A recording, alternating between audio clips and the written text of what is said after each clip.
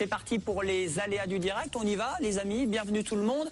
Alors la semaine prochaine il y a un bel événement, c'est un concert caritatif organisé par la Ligue contre le cancer. Donc avec vous, professeur Pujol, on fait également les présentations.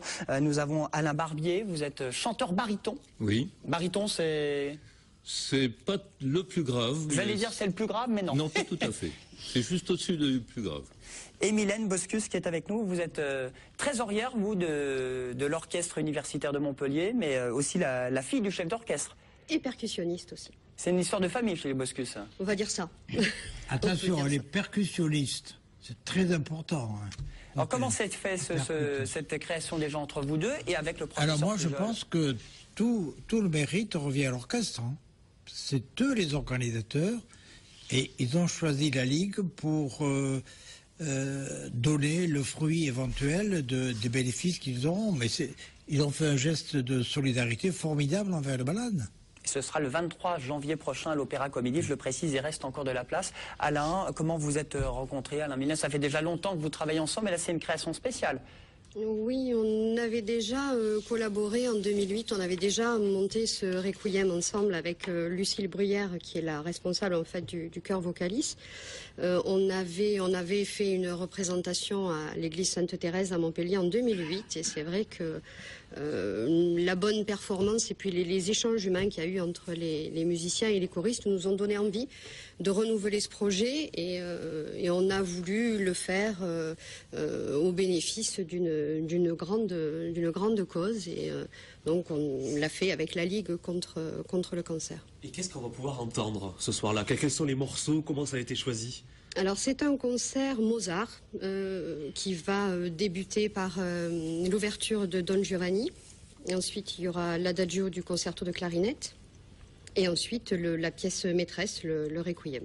C'est un concert de chant et d'art lyrique. Voilà. Hein, voilà. pour ce spectacle. Alors, il y a chœur vocaliste, parce qu'il y a évidemment vous, baryton, il y a les voix, et puis il y a les instruments. Vous êtes combien? Oui, ça fait combien de personnes? Une trentaine de choristes. Ouais. Et nous intervenons pour le requiem, sachant que les deux premières pièces sont orchestrales. Et il faut dire peut-être pour la petite histoire qu'à l'origine, en 2008, c'était un joli événement qu'on avait voulu fêter ensemble. C'était l'anniversaire de René Vacher, le chef d'orchestre, et c'était à l'initiative de sa fille qui avait voulu offrir un chœur à cet orchestre. Alors c'est des œuvres entre le 16 et le 21e siècle, hein, aussi? Oui, dans le programme général de l'orchestre, oui. C'est du Mozart, du Beethoven. Oui, Mendelssohn, c'est la période romantique. Alors, est-ce que vous aimez l'art lyrique, Henri Pujol? Oui, que vous aimez, tout le monde a compris que c'était une affaire de cœur, hein, dans tous les sens du terme. Hein, tous les sens du terme. Alors, ce que je voudrais passer à l'antenne, c'est la chose suivante. On est tout près d'un très grand succès. Donc, moi, je ne vais pas dire que c'est complet. Il reste encore des places. Mais il faut que ce soit complet, parce que je pense qu'il le mérite. À la fois l'orchestre et le chœur vocaliste. Voilà. Donc, c'est bien que vous l'ayez pris ici ce soir pour dire que, voilà, ça va être une très très belle soirée. Bon, attention, bonne année, attention à la voiture, c'est les aléas du direct. On me dit dans l'oreillette, il y a une BM grise qui gêne. Moi, je pense. Ah, BM, c'est pas moi. 151 HVP 34. Qui a cette bagnole?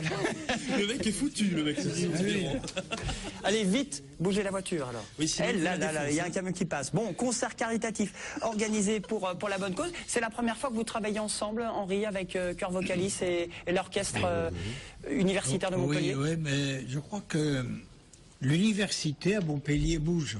Hein, et que déjà, les universités se soient mises d'accord pour faire un orchestre. Quel symbole magnifique pour la suite. Est-ce que vous allez prendre la parole à ce concert-là pour expliquer un petit peu que c'est pour la bonne cause? Je revendiquerai la parole. Vous savez pourquoi? Vous savez pourquoi? Pour les remercier. Voilà. Ça me paraît normal. Entre 5 et 20 euros l'entrée pour ce concert événement. Ce sera donc à l'Opéra Comédie de Montpellier. Le reste de l'année, vous êtes en tournée, vous avez d'autres concerts, vous travaillez ensemble séparément entre chœur Vocalis et l'orchestre universitaire? Non, ce sont les seules occasions qui nous ont réunis, c'est ce requiem de Mozart.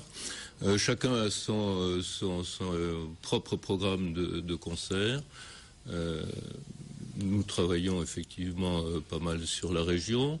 Le dernier événement notable, c'était d'accompagner la messe du Festival d'Avignon dans la cathédrale des Dons à Avignon. Ça devait être un moment magique, là. C'était un très très beau moment, oui. Alors, de la magie, aussi de l'émotion et pour la bonne cause. J'ai vu que sur votre Facebook de la Ligue 34, Henri Pujol, professeur, que la fac de médecine et l'école d'art dramatique se sont associés pour apprendre aux médecins, aux futurs médecins, de faire du théâtre pour mieux s'adresser aux patients. Qu'est-ce que vous en pensez de ça, de cette expérience à Montpellier inédite?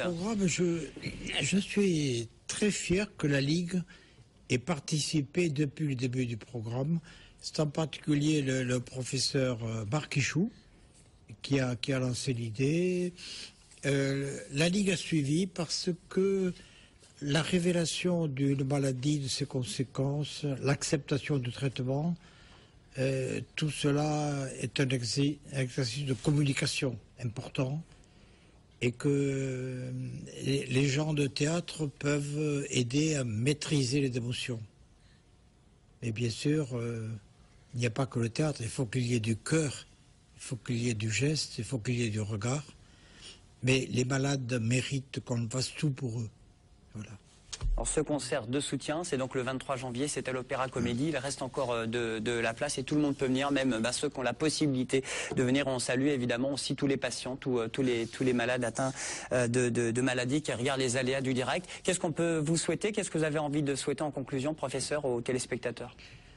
Aux téléspectateurs, eh bien que la Ligue s'occupe toujours de recherche, mais pas uniquement des chercheurs, qu'on s'occupe également des malades, qu'on s'occupe également des jeunes qui sont sous l'emprise de la cigarette. Je crois que la lutte contre le cancer est une lutte totale. Et il faut aller sur tous les fronts. Bon, applaudissements pour le professeur Pujol.